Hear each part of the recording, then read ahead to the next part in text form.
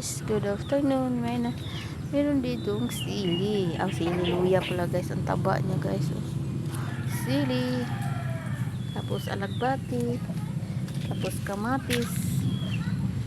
Luya pala yan guys, hindi siya sili luya. Kamatis. Tapos ayan, talong. Ayan, dami niyang ano guys. Marami siyang luya. Luya siya guys. May okra din dito guys. Ayan, naubos na pala yung sitaw niya guys. Na tayong nakitang okra.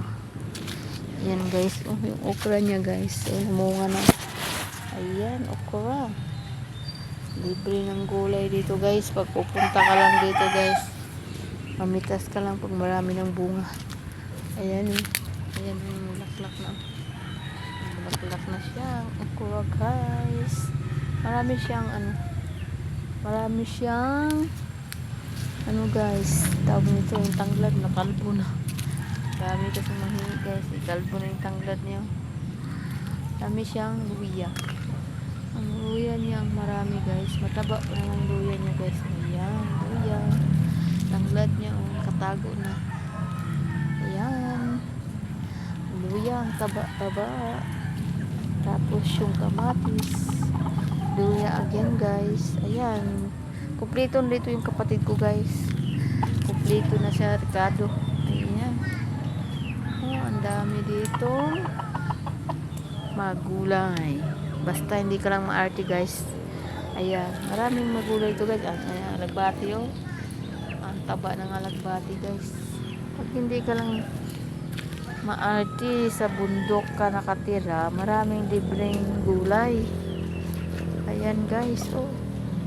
Ang iyang sitaw, wala na siya guys, nalugnas na yung sitaw niya, pero nakakuha na rin siya ng pananim ng guys.